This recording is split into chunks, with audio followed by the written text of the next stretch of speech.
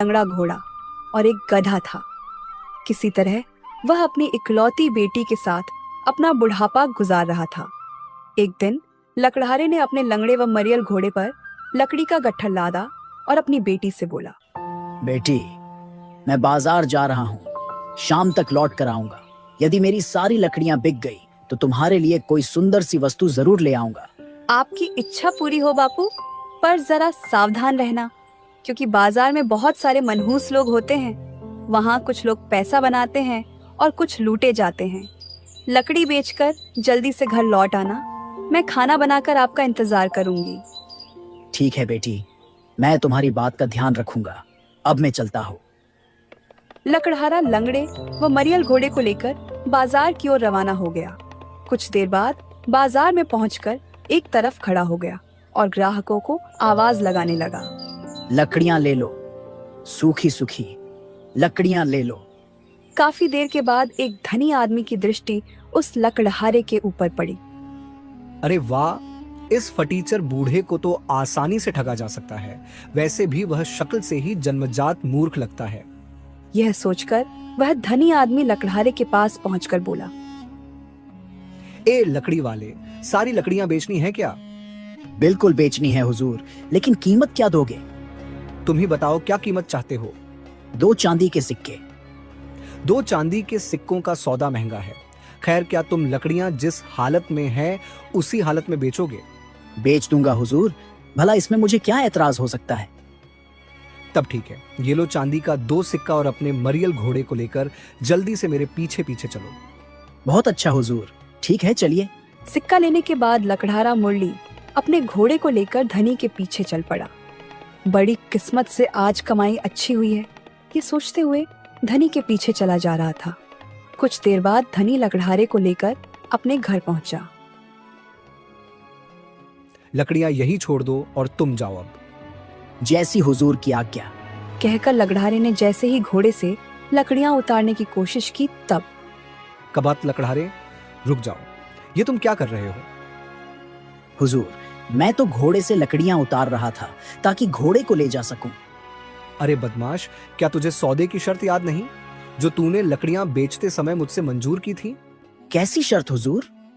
मैं कुछ समझा नहीं। मैंने तो आपको 2 चांदी के सिक्के के बदले सारी लकड़ियां बेची है।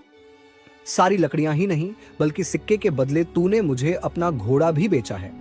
क्या तूने इस शर्त पर लकड़ियां बेचना स्वीकार नहीं किया था कि लकड़ियां जिस हालात में हैं उसी हालात में बेचेगा?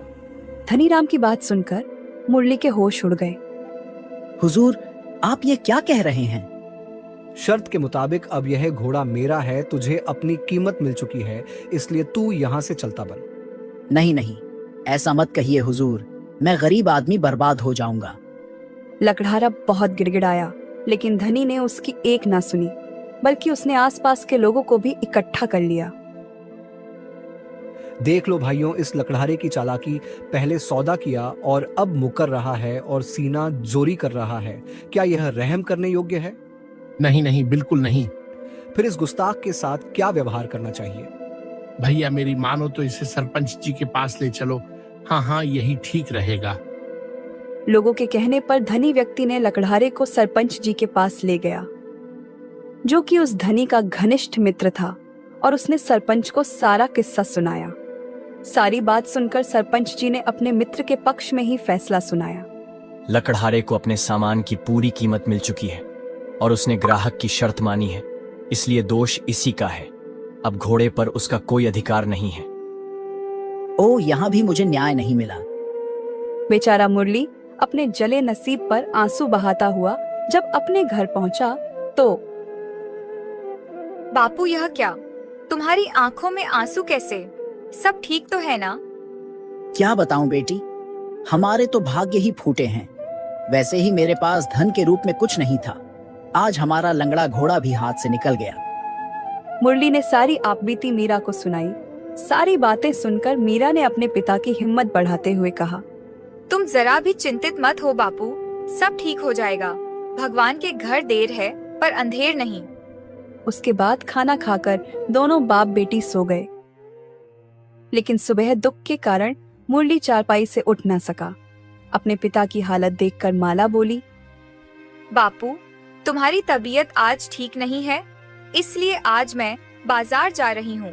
शायद मेरी किस्मत तुमसे अच्छी निकले और मैं लकड़ियाँ अच्छी कीमत पर बेच सकूं। जैसा तुम ठीक समझो बेटी। जाओ, मैं तुम्हारे लौटने की राह देखूंगा बेटी। मीरा ने अपने गधे पर लकड़ी का गट्ठर लादा और बाजार की ओर रवाना हो गई। यदि वह बेईमान धनी मुझे मिल गया तो मैं उसे छठी का दूध याद दिला दूंगी। थोड़ी देर में ही वो बाजार पहुंच जाती है। लकड़ियाँ ले लो, सूखी सूखी लकड़ियाँ सस्ते में ले लो। उस रोज भी वह धनी आदमी किसी को ठगने के विचार से बाजार आया हुआ था। उसने लकड़ियां बेच रही मीरा की ओर देखा। वाह भगवान, आज फिर से एक शिकार मेरे लिए भेज दिया। कल लंगड़ा घोड़ा मिला था, आज लकड़ियों के साथ पूरा गधा मिल जाएगा। इतना सोचकर धनी व्यक्ति मीरा के पास पहुंचा।